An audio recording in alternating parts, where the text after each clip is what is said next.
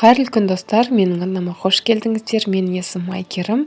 Бүгін сіздерге өте қарапайым әрі жеңіл жасалатын салат түрін көрсететін боламын.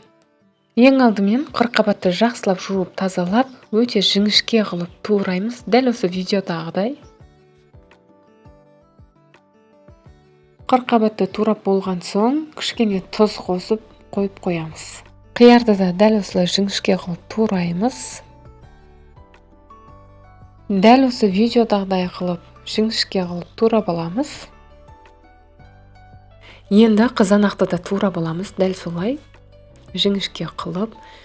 Мен бір ғана қызанақты қостым. Егерде бұдан да көп қызанақ қосамыз десеңіз, өз еркіңіз.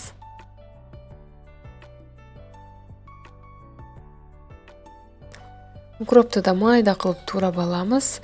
Егерде бұны ұнатпасаңыз, қоспасаңыз да болады. Сарымсақты қостым. Сарымсақты егерде оны да ұнатпасаңыз, бұл да қосу маңызды емес.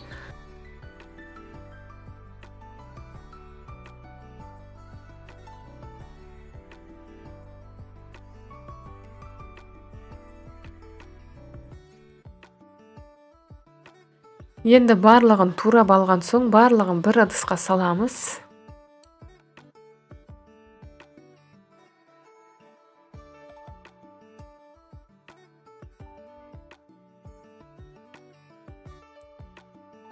Туралған заттың барлығын бір ыдысқа салған соң, осылай консервадағы жүгеріні қостым. Және майонез қосамыз. Енді барлығын жақсылап араластырып аламыз. Майонезді жақсылап араласқанша.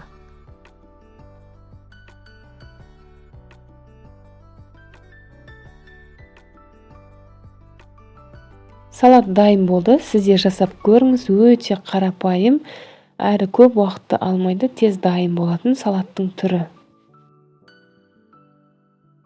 Егерде менің видеом ұнаса, лайк басып өз пікіріңізді жаза кетіңіз. Және менің арнама тіркеліп, қоңыраушаны басып қойды ұмытпаңыз.